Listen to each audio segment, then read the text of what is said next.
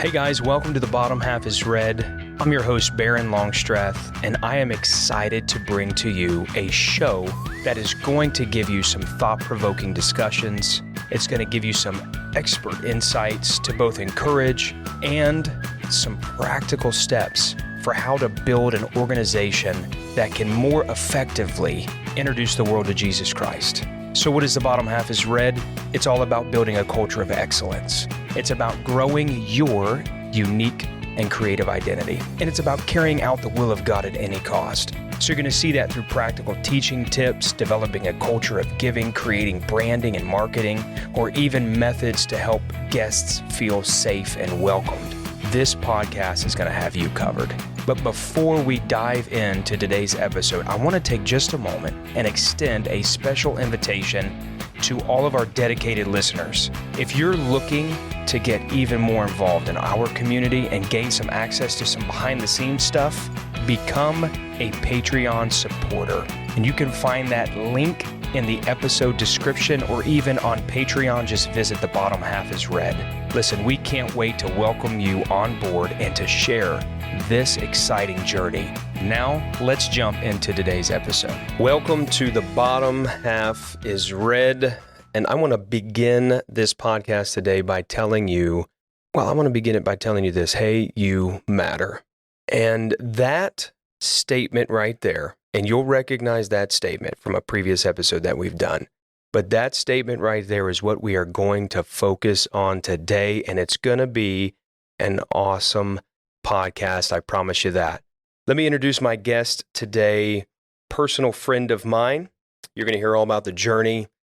Now has grown up through our local church here and now is actually pastoring our second campus.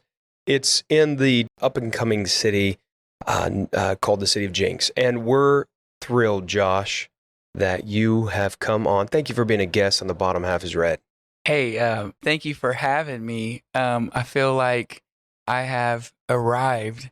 Earlier said you had to subscribe, so let me give a little plug. Go ahead and subscribe. What was that? To our Patreon service. Yeah, subscribe to that because you need to hear the behind the scenes. I was saying behind the scenes, somebody text my mama. Somebody call my mom because I have arrived. I'm on the podcast with Pastor Barron. Thank you. Oh, bro, we are so glad to have you. To know the Krebs family is to love the Krebs family. And we're going to hear all about the journey into our local assembly, and then we're going to hear the journey beyond. He is going to be a frequent guest on The Bottom Half is Red. He adds such value to the local church system here for, how long is it? It's over a decade. Yeah, 10 years. Okay. And has served in various ministries. Name a couple of ministries that you've served in here at the church today. So we started off at the Best Ministry, door greeting. That's right, guest services. Yeah.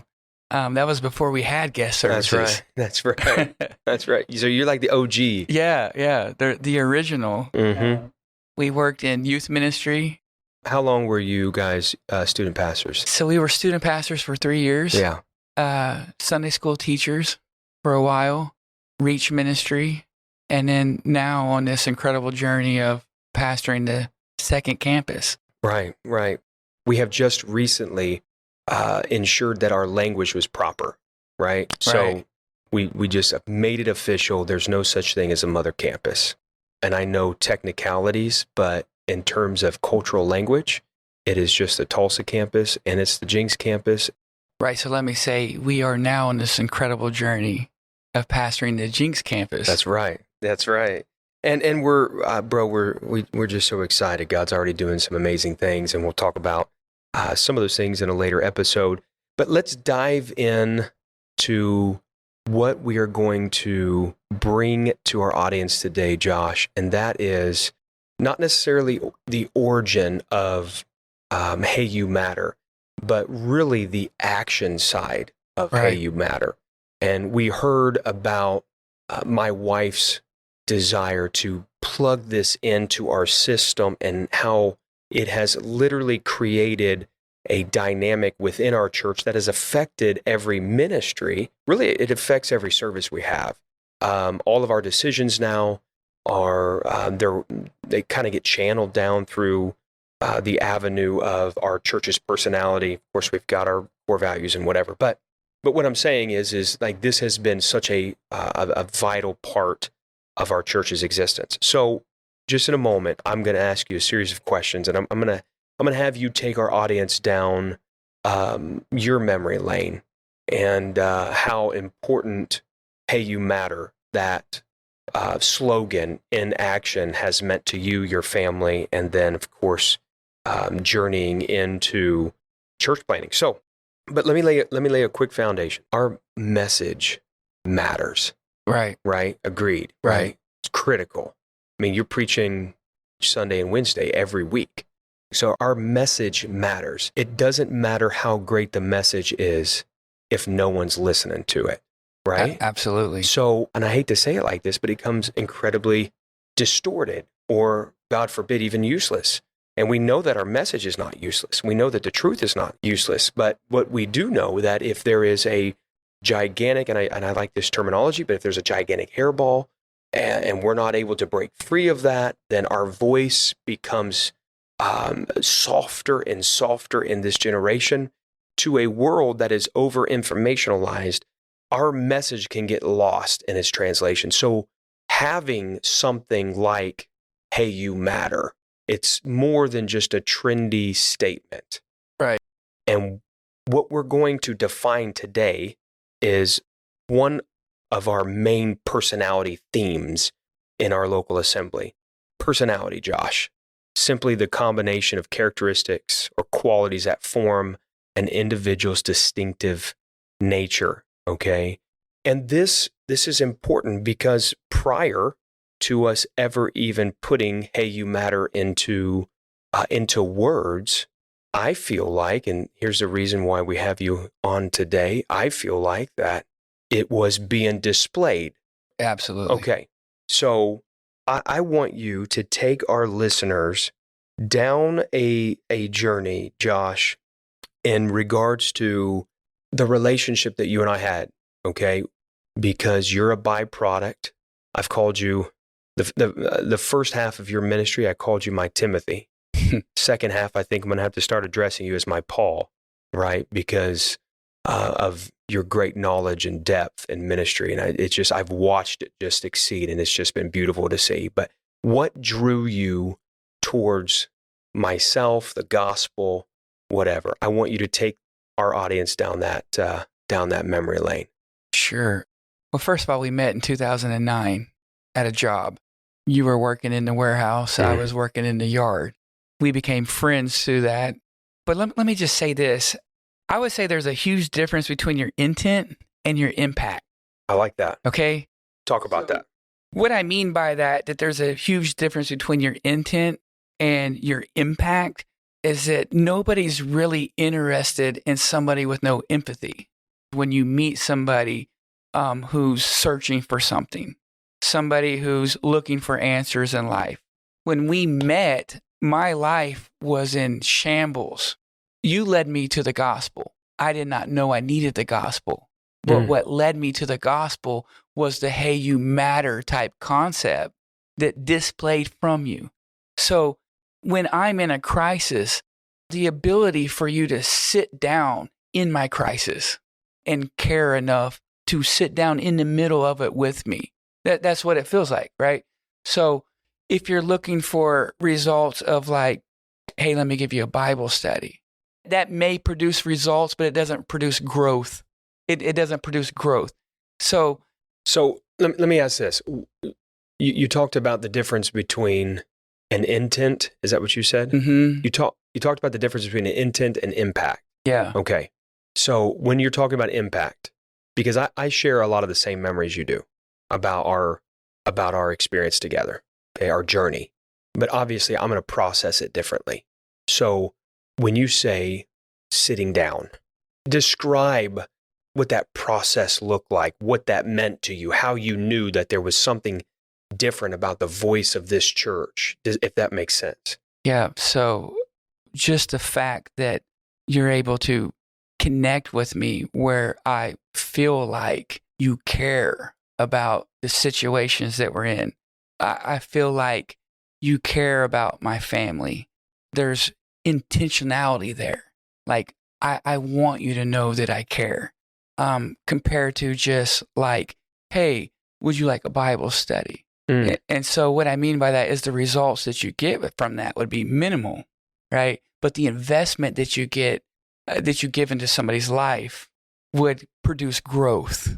So for example, I remember the very first time we visited a church and we walked into the church and Sister Raina came up and hugged us and said, I love you.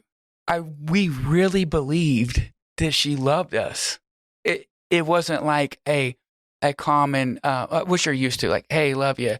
It was like, wow, she really meant that. Yeah. You really could feel that.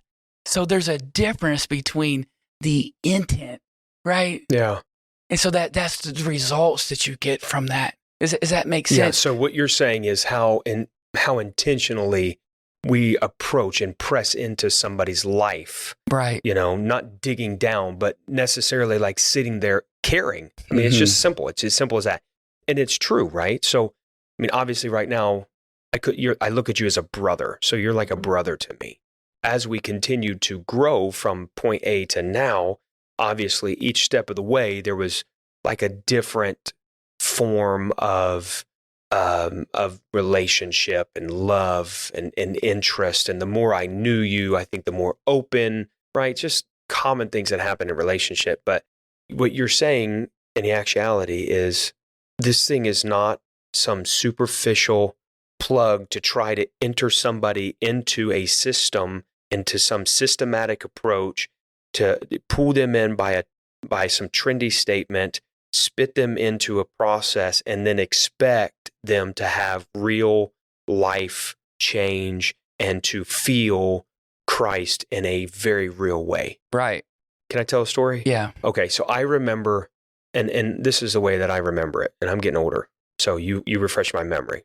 My job required me to stay at the computer quite a bit, and I would enter information in to the computer in order to make sure that the stock was there, such and so. So I'm there entering stuff in, and when I do, you walk past and make brief conversation, and I was listening. This is back in the day where there was no AirPods, so no hands-free type stuff. This stuff is plugged up.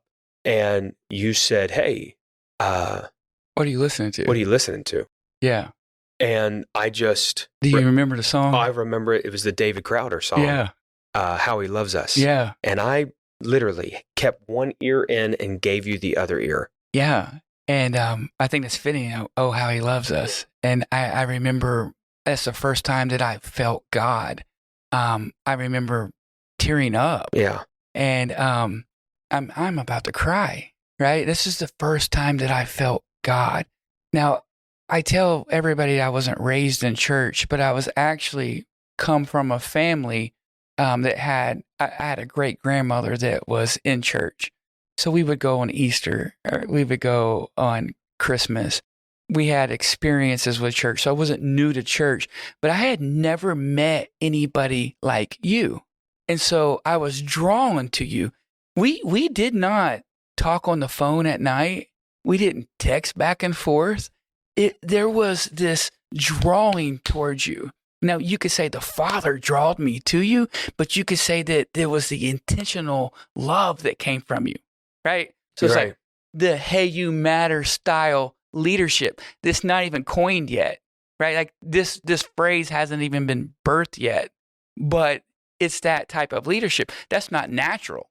Right. That is not a natural leader. A leader is always focused on me by naturality. Right? At my job, if I don't produce, I get the chopping block, right? Right. If I do produce, it's really easy for me to want to take the credit. Yeah, look what I did. So as a leader, it is natural to be me focused. As a leader, it's not natural to be you focused. And you and the church and Sister Raina do a great job of embodying that in your leadership. Hey, you matter. So when I met you, right? Like, Right. I'm like, I want to be like him. Hmm. That's the type of man I want to be. That's in fact what led us to it, right? Remember the question? What? Yeah, I do. You came to me, and we had been discussing, and at the end of that, you basically said, "What do I need to do to be a better man?" Right. So I wanted to be a good husband. I wanted to be a good friend. I had young kids. I wanted to be a good father. And I wanted to be like the man you was. I had no idea what type of door that would open. We joke about it all the time. I was like expecting a ABC or 1, 2, 3, go read this book. In fact, you did give me a book to read. Do you remember what book it was? Initially, Yeah. I told you to read the book of Acts. Yeah, so go home and read book of Acts chapter 2, verse 38. I'm like, what in the world? What kind of answer is this? Like, my goodness. So I go home and I read it, meet you the next morning. Like, you remember I had to be at work earlier than you. Yeah, you were waiting on me. Yeah, so I'm waiting on you. You come in. I'm like, hey, I read it. I read the whole chapter. And I asked you a question. You asked me a question. Yeah. So the question started with like, hey, how do I become a better man? And then you hit me with the question.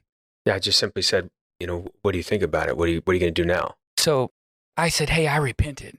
I don't even know if I did it correctly. Like, I'm brand new to this. Can you pray with me? So we prayed in the warehouse, and I make jokes all the time about it. Like, this is a man's man shop. We're in an environment where you don't really, as a man, you don't want to show vulnerability. And I remember praying with you there and feeling God and tears coming to my eyes. And that's when you asked me the question that I remember. You said, well, what's next? Right. And the only thing I'd ever read, like it was so clear to me, I said, I need to be baptized in the name of Jesus. And let me interject all of that because you felt like somebody intentionally cared about you. Right. And I used the verbiage, I felt like somebody sit down with me in my crisis. Yeah. It wasn't like, oh, man, that stinks. Right. Man, I'm sorry you're going through that. It felt like somebody was caring enough to help me get through that. Right. And so the journey, you go from the introduction to baptism. A year later, you start coming to the church. It's been 12 years now pastoring the church. So we talked about different phases of ministry. So let's look at, hey, you matter in a different way. You've served from the front door, basically, parking lot, all the way to behind the pulpit, almost everything in between. And hey, you matter, since you've been here, has really blown up as a part of who the church today is. It's not just how we market, it's our personality. It really is. And you embodied that. But from the standpoint now of being impacted to being an impactor, from somebody receiving now to somebody having to give, take us now how you've become intentional about reaching the lost. You have been a huge impact in our missional endeavor. I know there was one time where you were responsible personally for, I want to say 20-something baptisms, and it was left and right. What was going on in your family, extended family, friends, coworkers, all. And so just driving this through our church. And so you became a major player.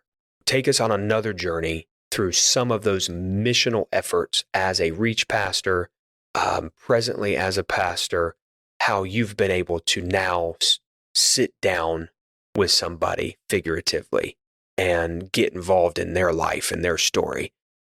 Take us down that journey and show us how it has, give us examples of how it has affected us departmentally, reaching out, so on and so forth.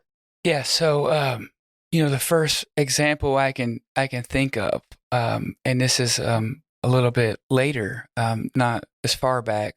For those of you that don't know, my dad is a recovering alcoholic, but he walked into our living room after getting out of the hospital. He had missed my son's wedding because he was in the hospital detoxing. had a really hard time detoxing, came through that, walked into my living room just broken and tears in his eyes. He said, Josh, I want you to forgive me. And I said, Dad, we forgave you a long time ago. And he says, well, I want God to forgive me. And he said, I don't know if he will. And so at that moment, me and Crystal were able to sit down with him in that crisis. Right. So in that moment when it wasn't like, oh, hey, I understand, or man, that I'm sorry you're going through that, or hey, praying for you. No, we were able to sit down with him and display that compassion through that hey, you matter style. Talk about departmentally as well, like reaching out to schools. Yeah, talk about like the journey, backpack giveaways, things like that nature. We're not just highlighting those events, we're really talking about the heart of the matter, like how Hey You Matter has really connected our church, that kind of direction. Okay. So I would say with the Hey You Matter and the reaching the community, it really started at the North Campus. I remember that. Yeah. That was actually the first backpack giveaway. That's the original. And the idea behind that was we wanted to give back to the community. We have never been intentional about inviting the community to church, which I know sounds crazy, considering like that's what we're trying to reach, but it's never been our intention. Our intention's always been to say, hey, we love you. Hey, you matter. So the first backpack giveaway started at the North Campus. Which, to give context on that, the North Campus was another church plant that we did about 5 years into starting our original campus. And we started a North Campus and then turned it over to somebody in our congregation. So we gave backpacks away to the community, and we just got into the community and we met people in the community. And we would reach, there's an individual named Big John. You remember Big John? Oh, I remember. He was like 90 pounds soaking wet. Yeah, it's the joke, Big John, But we met Big John at the community party, stayed in contact with him, called him, checked on him. He comes to church. He gets the Holy Ghost, speaking in tongues. And we didn't know at the time, but John had AIDS, and John passed away just a few months later, but we were able to reach John by reaching into his life and sitting down in the middle of his crisis. Right. Like I remember a phone call. Somebody had a family member in the hospital and they were passing away. The family member did not have anybody. We get a phone call wanting to know if we can go to the hospital and pray with them. Never met him, but we went to the hospital and sat down with him in his crisis, and God poured out the Holy Ghost in the hospital room. Right. So that's what I mean by the results when you're intentional about sitting down with somebody in their crisis. Walking down the street out in North Tulsa, a man's on a motorcycle. I just flag him down. Hey, we're starting a church. Would you like to come to this community launch party? He was so taken back about the giving that the church was doing to the community that this man would find people all over the city and bust them in to the church. You remember that? Yeah, I remember that. Yeah, because people were really taken back by the genuine level of love given with no other intentions. It was no other motives. It was just simply, hey, you matter, before the slogan existed. Right. Yeah. And I think that is something that we want the audience to understand as we sit here and talk. I'm just doodling notes. And to make a final comment here before we close up, I simply just drew a picture of Calvary, just the cross and the vertical nature and the horizontal intersection. And Jesus, and we may know this. This may be a reminder to us all, but the two great commandments that were asked of Jesus. And he simply said to love the Lord thy God. Of course, he emphasizes with your heart, soul, mind, and strength, and to love your neighbor as yourself. Right. And so, hey, you matter runs in the blood. It's a part of the DNA of the church today. And it is not a trendy way to try to make us look good. That impact, like you were talking about in the beginning, it is a way that we really try to build it into the depth, the fabric of our church system, so that we can go out in the world and display that we do not only love the Lord, but as he said, we love our neighbor as ourselves. Right. I would say this. Everybody that I've met, everybody that has been baptized, everybody that's came to the Lord, it's always been through a crisis. It's it. It's been intentional about having a relationship with somebody and just sitting down with them and letting them know that you actually care. And that leads them to Jesus. Right. That's it. It's, hey, I'm having such a hard time. Oh, would you like a Bible study? That's not the answer. The answer is, hey, I care about you enough to sit here and listen. And that leads them to Jesus. Right. I could truly say this as we close down. The Gospels declare the nature of Jesus Christ. And he may not have operated by a slogan, hey, you matter. But biblically it states that when he looked upon them, he literally was moved with compassion. We want our audience to know today that it is so important to not only try to make an impact, but also to be intentional. And we do it here by Hey, You Matter. Thank you, Pastor Krebs, for being with us today. Thank you so much for joining us on The Bottom Half is Red. Listen, I hope you have enjoyed your time with us today and gained something of value. If you love what you heard today, please do not forget to subscribe to our podcast and leave us a review on your favorite podcast platform. This helps us. Your feedback is incredibly crucial, and we want to improve on what we're doing and to bring you the best content possible. You can find us on Facebook, look us up, Instagram, even YouTube at The Bottom Half is Red.